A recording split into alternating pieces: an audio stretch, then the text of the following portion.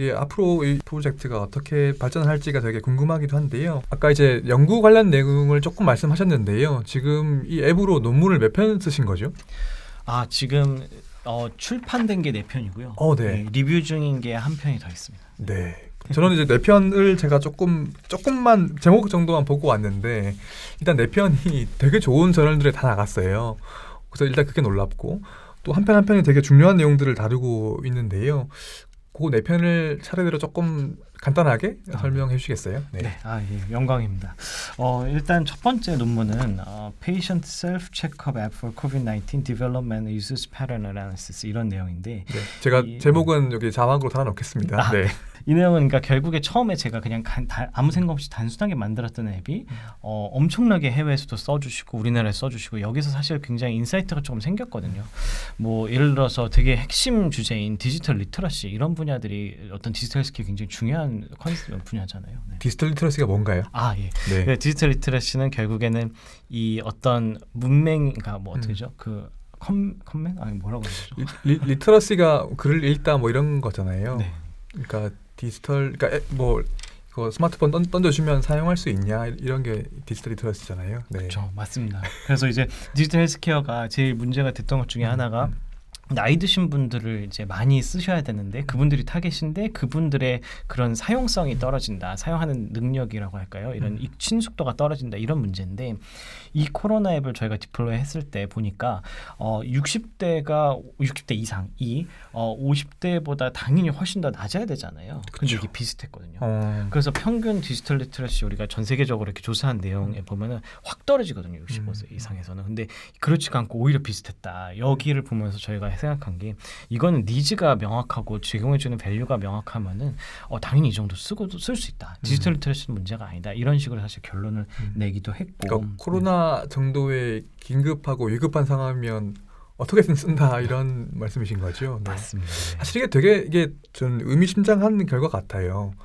그러면 우리가 일반적으로 디지털 헬스케어에서 뭐 사업도 하고 뭐 우리 스타트업 해가지고 앱 만들고 팔려고 하는데 그런 앱들은 사실 안 그렇거든요. 그러니까 리터러시가 좀 차이 나는 게 일반적인데 그걸 거꾸로 얘기하면 그런 앱들은 지금 이런 이 코로나 앱만큼 절실하지 않다는 걸로 드릴 수도 있는 거잖아요. 네, 저희가 많이 반성을 또 하게 됩니다. 네. 저게 약간 제가 이해하기로는 앱의 전반적인 개발 과정이나 기능이나 어떤 초기 성과 같은 것들을 설명하신 그런 논문이었던 것 같고요. 맞습니다. 네. 그래서 그게 이제 전반적인 내용이고 방금 말씀드렸던 디지털 리터러시 분야 이런 것들이 핵심이었고 사용하는 빈도나 이런 것들도 그 나라의 코로나 상황이랑 되게 비례하게 나왔거든요. 그래서 그런 내용이었습니다. 네. 두 번째는 이제 좀 긴데요. COVID-19 Outcome Prediction and Monitoring Solution for Military Hospitals in South Korea, Development Evaluation of an Application 이렇게 돼 있습니다. 그래서 이 두 번째 논문은 이제 그 환자용 앱과 의료진용 앱 아까 제가 설명드렸던 그 전체 이 플랫폼을 아우르는 것에 대한 구성을 왜 이렇게 했는지 어떻게 이런 코로나 팬데믹 상황에서 빨리 데이터 컬렉션을 최대한 빨리 하고 이걸 빨리 디시전 서포트 플랫폼으로 디플로이하는 이 전체 구조들을 저희가 만들었다. 그래서 이렇게 해서 이런 상황들이 이제 군 병원에서 특히나 도움이 많이 될 것 같아서 저희가 개발을 했고 이제 민간에서도 많이 쓸 수 있을 것 같다. 이런 내용을 저희가 이제 제작을 했고 여기 안에 이제 산소 치료가 필요한 환자, 그다음에 중환자실 필요한 환자들을 이제 선별하는 그 데이터 기반 알고리즘 처음으로 저희가 여기서 재구성을 했습니다. 네. 그래서 여기는 보면 그러니까 첫 번째 논문이 첫 번째 그 기능 내가 선별 진료소에 갈까 말까 뭐 그런 거를 앱을 만들었던 과정을 말씀하신 거고 두 번째는 이제 생활치료소나 입원한 환자들 혹은 자가격리 중인 환자들이 그 중증으로 갈 건지 안 갈 건지를 좀 간단한 모델로 계산했다 이렇게 보면 되나요? 맞습니다. 네. 이때 환자 수 N수가 300명 정도 됐었습니다. 네, 되게 초기였군요. 한국에서도. 네. 그럼 세 번째 논문은요? 네, 세 번째 논문이 사실 저희 어떤 핵심 논문인데요. An easy to use machine learning model to predict the prognosis of patients with COVID-19 retrospective cohort study 이렇게 되어 있습니다. 그래서 이 내용이 결국에는 이제 쉽게 사용할 수 있는 인공지능 모델을 만드는데 이게 뭐 하는 거냐면 코비드 환자의 예후를 예측한다 이런 내용. 예후라고 하면 이제 안 좋아질지 나빠질지 좋아질지 이런 얘기죠. 그래서 요 이제 결국 인공지능 모델 그 만든 것에 대한 구체적인 기술이라고 보시면 되고 정확도가 이제 90% 정도 된다. external validation을 저희가 시행을 했거든요. 이 스터디 안에서 거기서도 90% 가까운 성적을 보였다 이렇게 돼 있습니다. 그래서 두 번째 논문하고는 보다는 조금 더 그 진보된 기술을 쓰신 거죠. 네, 그러니까 맞습니다. 머신러닝을 쓰셨으니까. 네, 맞습니다. 네, 딥러닝 같은 걸 하신 건가요? 네, 맞습니다. 저희가 그 오토ML을 썼거든요. 네. 그러니까 이것도 저희가 되게 그 뭐랄까 어떤 의도가 있는 건데요. 그 오토ML이라는 것을 제가 간단히 설명을 드리자면은 머신러닝이라는 게 어떻게 이제 학습을 할 수 있도록 짜줘야 되거든요. 판을 짜줘야 돼요. 그래서 인공 컴퓨터가 학습을 하기 쉽도록. 근데 그 판을 어떻게 짜느냐에 따라서 인공지능의 학습 결과가 너무 천차만별입니다. 이걸 하이퍼 파라미터 튜닝이라고도 할 수도 있고 파이프라인 구축이라고 할 수 있는데 요 어떤 모델을 쓸지 뭐 딥러닝 뭐 그다음에 그러니까 딥러닝 중에 아티피셜 뉴럴 네트워크도 있고 뭐 아니면 뭐 랜덤 포레스트 여러 가지가 있죠. 뭘 선택했을 때 가장 좋은지 이걸 다 컴페어를 하는 게 수작업이거든요, 사실은. 그리고 어떤 아키텍트의 어떤 그 경험도 굉장히 중요하고요. 근데 이 팬데믹 상황에서 그거를 막 몇 개월을 들여가지고 미친 듯이 다 만들 수가 없다는 겁니다, 제 생각에는. 그래서 이럴 때 오토ML이라는 기술이 들어와줘야 되는 게 오토ML은 이거를 마크로처럼 알아서 다 만들어주고 이 중에서 가장 효과적인 거를 선별해주고 이런 프리프로세싱에 어느 정도 그 다음에 이제 러닝 어느 정도를 알아서 해주는 그런 이제 일련의 과정이라서 일부러 이런 오토ML 기술을 썼고 이게 당연히 어떤 그 뭐랄까 정확도라든가 소피스티케이션에서 이 핸드크래프트드 돼 있는 것보다는 당연히 떨어집니다. 그렇지만 큰 차이 없다면은 이런 팬데믹 상황에서는 우리가 빨리 만들기 위해서는 이게 더 좋다 이런 의도를 갖고 오토ML 기법 사용해서 만들었습니다. 네, 그러니까 이런 연구 기법, 개발 기법을 선택하신 거에도 이 목적에 따라 가지고도 이런 그 더 최선의 방법을 고르신 거군요. 네, 맞습니다. 네, 네, 그게 세 번째였고 네 번째는 어떤 건가요? 네. 한글로 써주셨네요. 네. 제가 한글로 읽겠습니다. 한국의 질병관리청 데이터를 이용한 점수 기반 중환자실 입실 예측 시스템 개발입니다. 네. 그러니까 결국에 세 번째 논문이랑 같은 목표를 갖고 같이 디자인된 건데 이거 같은 데이터고요. 근데 이제 여기서는 손으로 계산할 수 있도록 그냥 점수 시스템을 만든 겁니다. 뭐 나이가 뭐 몇 세에서 몇 세 사이면 3점, 몇 세에서 몇 세면 2점, 뭐 당뇨가 있으면 1점, 뭐 이런 식으로 해서 덧셈해서 몇 점 이상이면 퍼센트가 몇 퍼센트 이렇게 나오는 이제 점수 시스템을 개발한 논문이거든요. 그래서 이거는 사실 AI보다 정확도도 미세하지만 떨어지고 당연히 뭐 저게 불필요하다고 막 생각하실 수도 있겠지만은 이게 어떨 때는 더 중요할 수도 있는 게요. 이거 논문에 읽는 의사들 입장에서는 어떤 변수가 얼마나 기여도가 높은지 굉장히 궁금하거든요. 그래서 그런 것들이 딱 눈에 보이고 그 다음에는 또 이제 개발도상국에서 핸드폰이 없는 그런 곳이 있을 수도 있잖아요. 네. 그런 곳에서는 이걸로 손으로 간단하게 계산해서 중증도를 판별할 수 있게끔 한다. 이런 가이드라인에 쓰일 수 있는 그런 내용이 되겠습니다. 네. 그 제목에 인티저 베이스드 스코어라고 나오는군요. 정말 뭐 1점도 하고 2점도 하고 이런 걸로 가는 거군요. 맞습니다. 네. 그 제목에도 보면 이제 궁금했던 게 그 네 번째 논문은 이게 한국의 질병관리청 데이터라는 게 들어가잖아요. 그 세 번째, 네 번째 둘 다 같은 데이터를 쓰신 건가요? 네, 같은 데이터를 썼습니다. 네. 그 질병관리청 얘기 좀 해주세요. 그 아마 이 데이터를 쓰실 때 당연히 질병관리청 쪽에서 협조를 되게 많이 하셨을 것 같은데 그것도 사실은 쉬운 일이 아니었을 것 같거든요. 네, 어떠셨어요? 예, 제가 뭐 이렇게 잘한 건 전혀 없고요, 사실은. 너무 겸손하셔가지고. 저희 그 아까 말씀드렸던 저희 사령관님께 제가 진짜 정말 감사드리고 있는 게 사령관님께서 이제 딱 이거 보시자마자 이건 데이터가 핵심이라는 걸 바로 파악하시고 또 데이터가 있는 곳이 이제 질병관리본부 당시에 본부였죠. 예, 거기에 있기 때문에 거기를 이제 가야겠다라고 하셔서 저 직접 오송까지 가셨거든요, 사령관님이. 그래서 이제 차 타고 이제 가서 이제 정은경 본부장님, 청장님께 네, 말씀드리고 정말 그때 정말 저는 아직도 그 현장이 너무 눈에 그려져요. 너무 네. 영광이었거든요, 진짜로. 그래서 말씀을 드렸고 청장님께서 바로 이제 또 이거는 우리가 세컨드 웨이브를 대비하기 위해서 정말 필요한 솔루션이 될 수 있다라고 하셔서 바로 적극적으로 지원해 주셨고 정말 질병관리청 사실 정말 바쁘시거든요. 정말 바쁘신데 그런데도 불구하고 진짜 너무 열심히 많이 도와주셨습니다. 그 청장님 만나보시니까 어떠셨어요? 약간 네. 곁다리 이야기로 너무 그러니까 거의 한국의 영웅 중에 한 분이시잖아요. 네. 맞습니다. 지금 생각해도 설레거든요. 약간 진짜 팬이 될 수밖에 없잖아요, 누구나. 예, 그래서 어떤 의사로서의 존경심, 선배 의사로서의 존경심뿐만 아니라 그냥 국민으로서의 존경심이 정말 너무 있었고 정말 이렇게 딱 앉아 계신데 아 이거 괜찮겠죠 말해도. 근데 앉아 계신데 정말 너무 편한 느낌이셨어요. 그러니까 딱 그냥 이렇게 편하게 아는 그런 이제 뭐 고모 같은 느낌이랄까요? 네, 그런 느낌으로 딱 이렇게 앉아 계신데 말씀을 하시는데 이렇게 조용조용 하시거든요. 조용조용히 말씀하시는데 너무 임팩트가 팍팍 꽂히는 말씀을 하세요. 그래서 카리스마가 너무 대단해서 저는 그게 정말 소름 돋더라고요. 제가 더 팬이어서 그럴 수도 있습니다. 네. 어쨌든 네, 영광이었습니다. 네. 존경합니다. 이걸 보시진 않겠지만 네. 대충 준비한 질문들을 대부분 제 말씀을 드리긴 했어요. 그래서 이게 조금 아까 얘기를 조금 했던 거긴 한데 실제 현장에서 어떻게 활용되는가 같은 것들을 조금 더 말씀을 해주시면 좋을 것 같아요. 그래서 국내에서는 지금 이 뭐 오히려 관리가 잘 되고 있기 때문에 조금 활용도가 떨어진다고 하지만 예를 들면 미국이라든지 혹은 뭐 흔히 얘기하는 제3세계 같은 의료 리소스가 되게 부족한 곳들에는 굉장히 큰 활용도가 있을 것 같은데요.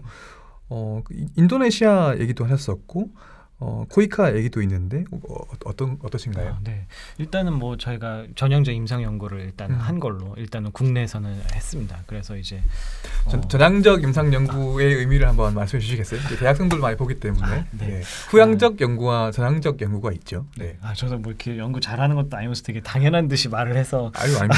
네. 여하튼 그러니까 후향적 연구라고 하면은 이미 있는 데이터, 이미 끝난 사건에 있는 데이터를 갖고 연구를 하는 거고 저희가 이제 기존 질병관리청 데이터를 이용해서 했다라고 하면 그건 당연히 이미 있었던 데이터니까 후향적 연구가 되는 겁니다. 근데 이제 그거를 실제로 적용했을 때 그러니까 미래적으로 지금부터 이제 이 땅에서 시작해서 모은 데이터에도 적용이 잘 되느냐, 이 임상 현장에서 대응이 잘 되느냐, 이게 되게 중요했거든요. 이게 있어야지 보통 인정을 해줍니다. 예. 그리고 근데 사실 저희는 특별히 더 중요했던 게 방금 환자의 증상이라든가 이런 내용이 들어가거든요, 입력 변수에. 근데 그것들을 기존에는 이 질병관리청 데이터에는 누가 수집했는지 사실 분명한 거죠. 환자가 리포트 하긴 했겠지만 쓴 거는 간호사 선생님이나 의사 선생님이 됐을 수가 있겠는 거거든요. 근데 실제로 우리 앱은 환자가 직접 기록한다는 겁니다. 네. 그 특히나 고령 환자가 많았거든요, 저희 앱에. 그래서 이 고령 환자들이 이거를 실제로 사용하셨을 때 잘 입력하느냐, 그래서 그게 정말 유의미하게 나오느냐가 되게 중요했고요. 사실 근데 정확도가 진짜 높게 나왔어요. 네. 저희 기대했던 것보다 잘 나와서 이게 지금 5번째 논문으로 이제 좀 써서 리뷰 중입니다. 그러니까 이 전향적 연구라고 하는 것이 결국에 그러니까 리얼 월드에서 실제 이 모델이 워킹하는가를 보기 위한 것이잖아요. 그 정확도가 어느 정도로 나왔던가요?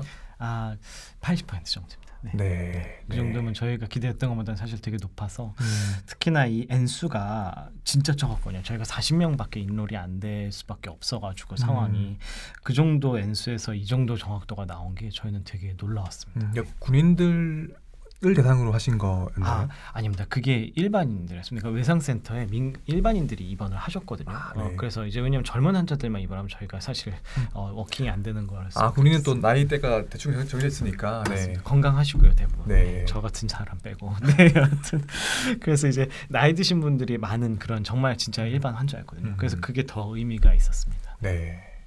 그리고 그걸 기반으로 해가지고 이제 인도네시아 같은 외국에도 나가신다고 하셨는데 그건 어떤 내용인가요? 네. 그래서 저희가 계속 처음부터도 사실 진짜 해외에 이건 적용이 돼야 됐었는데 이제 그래서 그런 분야를 어떻게 가야 될지 이게 쉬운 일은 사실은 아니거든요. 제가 경험상으로 제가 능력이 없어서 그럴 수도 있지만 그래서 열심히 해외를 나가는 게 되게 힘든데 특히나 아무리 한국이 코로나로 선진국이라고 하더라도 이제 아무래도 사람들이 이제 우리나라 솔루션을 믿느냐라고 했을 때는 좀 고민스럽더라고요. 저 같아도. 그래서 여하튼 이제 그랬는데 코이카에서 이번에 저희가 최종 협상 대상으로 이제 협약 대상으로 선정이 되었습니다. CTS라는 사업에서 이 크리에이티브 테크놀로지 솔루션이라고 해서 이제 기술로서 개발도상국의 의료를 이제 좋게 하는 그런 문제 해결하는 그런 사업인데 거기 선정이 감사하게도 돼서 이제 그 통해서 또 이제 해외에 나가서 진행을 하고 인도네시아를 저희가 타겟팅해서 앞으로 진행을 하려고 하고 올해 봄부터 이제 계속 진행할 예정입니다. 네. 인도네시아 외에는 혹시 더 진출하실 국가는 있으세요? 사실 저희는 뭐 다 가고 싶거든요. 네. 다 가고 싶은데 일단은 아시아 계통 쪽으로 해서 조금 가야겠다 싶어서 인도네시아를. 네. 되게 어떤 뭐 예를 들어 앱스토어에 그냥 올려두면 그냥 각국에서 알아가지고 그냥 다운 받아가지고 쓰면 되는 거지 않나요? 좀 다른가요? 물론 그렇기는 합니다. 물론 그렇기는 하고 저희도 그런 생각도 많이 하는데요. 이제 이게 좀 유의미한, 그러니까 왜냐면 우리가 진짜 환자를 살렸는지 혹시라도 해를 가는 건 아닌지 모니터링도 사실 할 수 있어야 되고 네. 그 다음에는 이게 해가 될 수 있는 거잖아요. 어떻게 보면 이게 인종을 넘어서는지도 저희는 잘 모르는 거거든요. 솔직히 말해서 그런 면들을 다 고려를 했을 때는 일단은 타겟팅을 좀 포커스해서 진짜 환자 우리가 모니터링하면서 이 환자한테 정말 도움이 되는지 안 되는지 보면서 의료진과 심지어 연동이 될 수 있도록 해서 이런 상황에서 좀 컨트롤해서 하고는 있습니다. 약간의 컨트롤이 좀 필요하군요. 그게 네, 맞습니다. 그냥 인종적인 차이가 있을 수도 있고 혹은 뭐 그 나라의 변이 같은 게 또 생길 수도 있으니까 네. 논문에서 나왔던 정확도가 재현이 안 될 수도 있는 맞습니다. 거죠. 예, 그러네요. 네. 맞습니다. 혹시 아시는지 모르겠는데 인도네시아 GDP가 25%가 감소했다고 합니다. 그래서 네. 거기는 진짜 심각하거든요. 네. 네. 그래서 네. 거기는 정말 상황이 안 좋고 네. 게다가 코로나 검사를 한번 받는데 이 보험제도가 우리나라만큼 잘 안 돼 있어서 월 급여가 $400 정도 되는 평균 $400인데 한 번 검사 받는데 $1,500가 든다고 하더라고요. 그래서 사람들이 아예 병원 근처에 가지도 않는다고 합니다. 그 정도로 상황이 지금 심각해서 네. 진짜 꼭 필요한 사람이 가도록 하는 게 되게 중요하거든요. 그 상황이. 저희가 인도네시아 그래서 타겟팅을 하고 있는 건데 여하튼 이제 그 나라에 가고 싶어요. 가고 싶은데 이제 아무래도 코로나 상황 때문에 갈 수 있을지는 모르겠어서 현장에 일단 저희가 믿을 수 있는 파트너를 정말 감사하게도 구할 수가 있어서 그분이랑 일단은 먼저 코워킹을 하고 있고 근데 아시다시피 사실 피드백 받는 게 진짜 중요하거든요. 그래서 저희가 이전에 국군해상센터 전형적 연구할 때도 일주일에 한 번씩은 꼭 무조건 피드백을 받았습니다. 그래서 그걸 바로 앱에 반영을 했었거든요. 그래서 그런 피드백 받는 과정이 너무 필수적인데 왜냐하면 뭐 소프트웨어 이런 메디컬 소프트웨어 결국 UX가 핵심이라서 UX를 잘 만드는 게 정말 핵심이고 이 나라별로 다 똑같을 것 같지만 정말 다 다르더라고요. 그래서 그 인도네시아 현지 사정과 그 사람들이 이런 걸 어떻게 쓰는지를 보고 어떤 환경인지를 진짜 잘 봐야지만 이게 정말 그 녹아 들어갈 텐데 그거를 하고 싶어서는 사실 꼭 가고는 싶습니다. 근데 예. 어떻게 될지 모르겠네요. 네, 인도네시아가 아주 일반적으로 얘기하면 동남아 중에서는 그 IT 인프라가 괜찮은 편에 든다고 제가 알고 있거든요. 그러니까 일반적인 뭐 스타트업, 뭐 투자 이런 쪽으로도 보면 한국에 있는 분들이 지금 동남아 쪽으로 많이 가시는데 예를 들면 태국이나 뭐 베트남 이런 곳들은 아직 너무 그 IT 인프라, 뭐 스마트폰 보급률이 좀 떨어져가지고 해볼 수 있는 게 좀 적은 것 같다 이런 얘기들이 있는데 인도네시아는 사실은 뭐 고잭 같은 유니콘도 나오고 맞습니다. 워낙 이런 IT 인프라가 잘 되어 있기 때문에 아마 그런 것도 국가를 정하시는 데 조금 영향이 있지 않나 하는 생각이 듭니다. 네. 맞습니다. 정확히 파악하고 계십니다. 그리고 네. 아시는지 모르겠지만 인도네시아는 이 의료 접근성이니까 보험 이런 문제 때문에 굉장히 떨어지는 경우가 있어서 이 모바일 헬스가 굉장히 활성화돼 있더라고요. 네. 나라에서 엄청 밀어줘가지고 모바일 헬스가 대부분 국민들이 익숙한 그런 상황이어서 네. 되게 적합했습니다. 네. 네. 근데 저녁이시라면서요, 곧. 네, 맞습니다. 이번 제가 지금 3월 안 됐죠? 지금 2월 말에 그 녹화를 하고 있는데 이제 4월 달에 저녁이라고 하셔가지고 네, 그럼 그 이후에는 이 다크는 어떻게 되는 건가요? 네.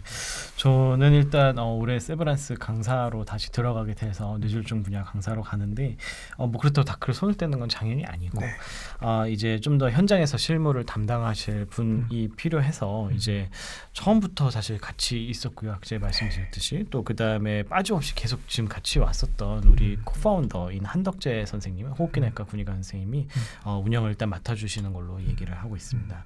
그래서 뭐 이제 이게 그러니까 감염병 대응 플랫폼으로는 그때 구글에서도 얘기했었지만 사실 유일무이하다고 저희는 믿고 있습니다. 그래서 이렇게 빨리 데이터를 수집하고 데이터를 디플로이할 수 있는 이런 솔루션을 해봤던 경험이 있는 저희가 이제 프로젝트라 가지고 앞으로 이런 신종 감염병에 대비할 때 도움이 될 수 있을 거라고 생각이 돼서 코로나가 뭐 지속되면 저희가 계속 하면 되는 거고 만약에 이제 좀 진짜 제발 저희도 기대하고 있지만 호전이 된다면 저희가 그거에 맞춰서 좀 이렇게 패스트 리스폰스 프로토콜이라고 제가 네이밍을 하고는 있는데 네. 이렇게 빨리 리스폰스하고 하는 신종감염병 대응 플랫폼으로 가려고 저희가 계속 준비를 하고 있습니다. 그러니까 이 말씀이 이제 많은 분들이 예측하기로도 코로나가 끝이 아니라고 하잖아요. 네. 지금 몇년 주기로 계속 뭐 메르스니 뭐 코로나니 계속 오고 있기 때문에 머지않아서 또 이런 감염 질병 팬데믹이 발생할 수 있다는 게 되게 높은 시나리오, 가능성 높은 시나리오잖아요.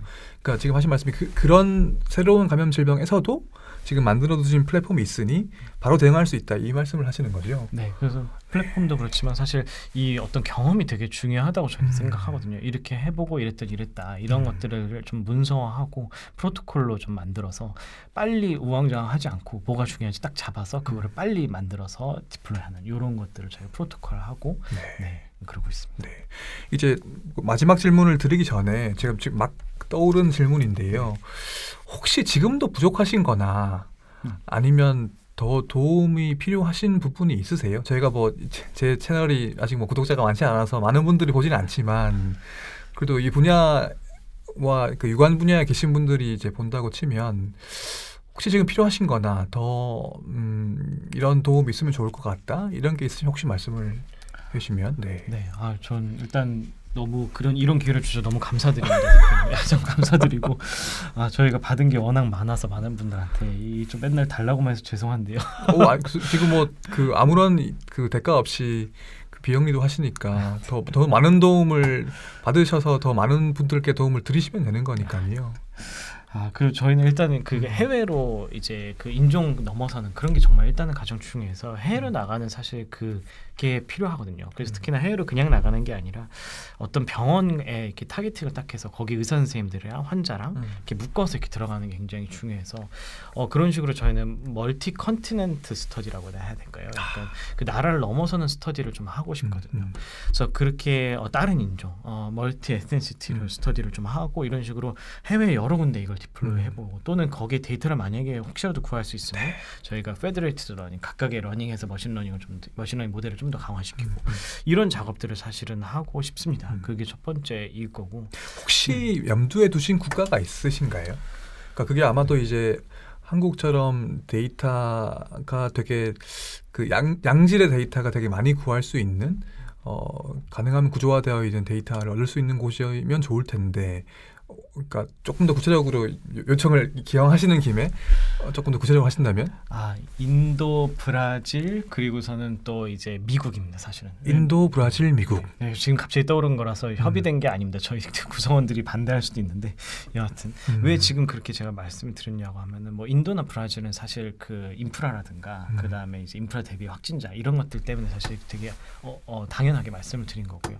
미국 같은 경우에 사실 엄청 SNS가 다양해서 거기가 전 굉장히 궁금하고 근데 미국에 또 그 다음에 연구자분들이랑 같이 연구를 하다 보면은 아무래도 이제 신뢰도가 저희가 더 올라갈 테니까 미국에서 우리가 잘 연구를 해서 좋은 결과가 났다라고 하면 전 세계적으로 갈 가능성이 훨씬 더 높거든요. 그래서 일단은 미국에 혹시라도 연구자분들이나 이렇게 좀 같이 이거를 좀 스터디를 해보시고 싶으신 분이 계시다면은 꼭 좀 연락을 부탁드리겠습니다. 네, 미국에서 이 코비드-19 환자의 데이터를 가지고 계신 연구자분들은 연락을 주시면 좋겠습니다. 네. 그리고요. 네. 그래서 데이터를 안 갖고 계셔도 됩니다. 그냥 환자 액세스가 있으시면은 환자분들한테 저희가 깔아드리고 의료진한테 깔아드리고 이렇게 해서 거기서 썼을 때 전형적으로 도움이 됐다. 이 정도만. 네, 저장적인 스터디를 해볼 수 있는 거니까요. 지금 맞습니다. 논문도 있고 다 뭐 개발도 거의 끝났고 에비던스가 있으니까 아마 논문을 또 쓰시기에도 좋을 것 같아요. 네, 네, 빠른 연락을 부탁드리고요. 네, 그 첫 번째고 두 번째는 또 있나요, 혹시? 두 번째로는 그겁니다. 그러니까 저희가 이거를 계속 그러니까 장기적으로 가야 되는 거잖아요. 그래서 이제 그거를 이제 다행히도 코로나가 만약에 잠잠해지고 신종감염병이 나오기 전이라면은 정말 모든 사람의 관심이 없어지잖아요. 사실 그때가 되면은 분명히 막 지금 계속 막 우리가 서포트를 받을 것 같아도 그러지 못할 거가 너무 명확합니다. 그러다 보니까 저희가 장기적으로 그렇다고 해서 다 없어지면 너무 아깝잖아요. 네, 그래서 어떻게든지 그걸 유지하는 게 사실 굉장히 핵심이라고 저희는 생각을 하거든요.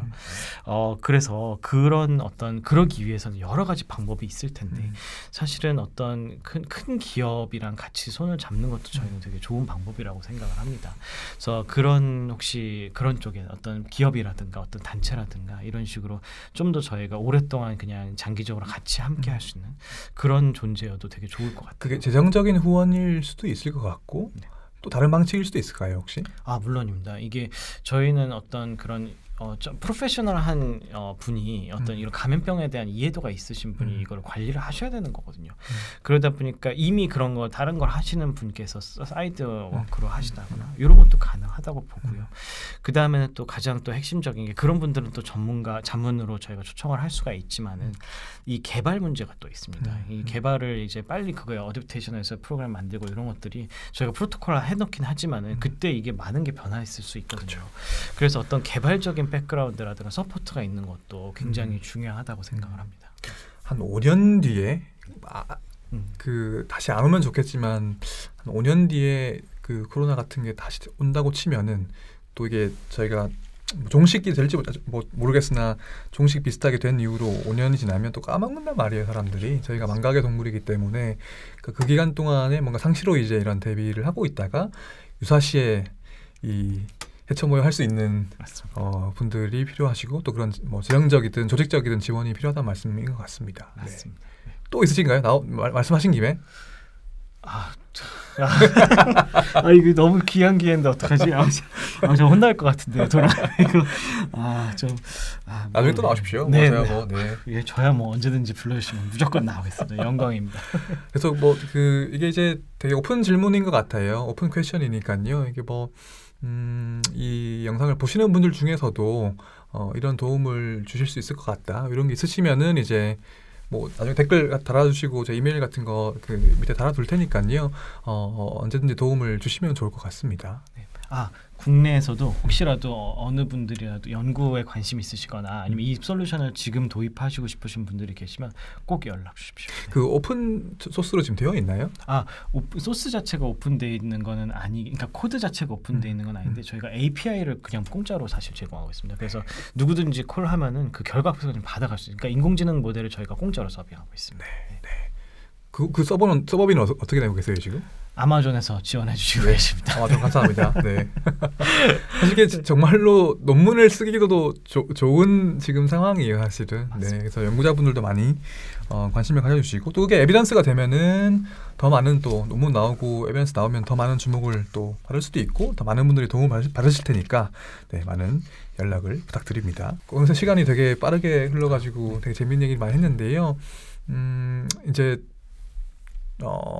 전역도 하시고 이제 또 대학으로 돌아가셔가지고 강사도 하시고 하시면서 근데 오늘 말씀 들어보셔서 아시겠지만 이게 끝이 절대 아닐 것 같아요. 그냥 대학이나 병원에 남으실 분이 아닌 것 같아서 궁극적인 꿈이나 목표가 어떻게 되시는지 마지막으로 질문을 드려보고 싶습니다. 네, 되게 너무 많이 말씀드린 것 같아서 죄송하지만은 디지털 헬스케어가 저는 진짜 많은 분들을 도울 수 있을 것이라고 진짜 생각하거든요. 이런 핵심적인 문제들을 해결해 나갈 겁니다 앞으로. 그래서 그런 과정 중에 제가 조금이라도 도움이 될 수 있는 제 능력치를 갖고 조금이라도 도움이 될 수 있다면 뭐든지 해야겠다 이런 생각을 갖고 있고요. 그래서 어떤 포지션에서 무엇을 하게 될지는 사실 구체적으로는 전혀 없습니다. 그냥 최대한 많은 임팩트 제가 꼭 필요한 곳에 있었으면 좋겠다 이렇게만 생각을 하고 있습니다. 많은 임팩트면 결국에 사업을 하셔야 되는데 그렇다고 하신다면 생각을 해보겠습니다. 앞으로 역할이 굉장히 크실 것 같습니다. 한국에서도 그렇고 어떤 이 디지털 헬스케어 전반적인 큰 그 분야 자체에서도 되게 역할이 크실 것 같아가지고 제가 잘 보여야겠다는 생각을 오늘 많이 했습니다. 영광입니다. 좋게 봐주셔서 영광이고 저도 진짜 최선을 다하겠습니다. 네. 오늘 어떠셨어요? 말씀 나눠보니까. 진짜 너무 설레고요. 너무 영광이었습니다. 저 오늘을 어제 잠도 제대로 못 잔 것 같아요. 최 대표님을 만나서 제가 제가 진짜 정말 좋아하는 채널이거든요. 제가 너무 열심히 보는 채널인데 여기에 제가 정말 전 출연을 하는 게 한 10년 뒤쯤에 제가 혹시라도 뭐 하나 터트리면 여기 나올 수 있지 않을까 이런 기대였는데 정말 너무 영광이고 전 막 구독자 수적다 이렇게 말씀하시는데 저는 안 그렇게 생각합니다. 이거 임팩트 정말 큰 채널입니다. 감사합니다. 이게 저희 채널을 보시는 분들이 많지 않은데 또 많이 보신다고 하셔가지고 제가 더 감사드립니다. 네, 오늘 여기까지 마무리할까요? 그러면 오늘은 국군 의무사령부의 허준영 대위님 모셔가지고 이 코로나 관련 앱 개발하신 스토리하고 또 전반적인 인생의 얘기를 또 들어봤습니다. 네, 오늘 고생하셨습니다. 감사합니다. 감사합니다. 감사합니다.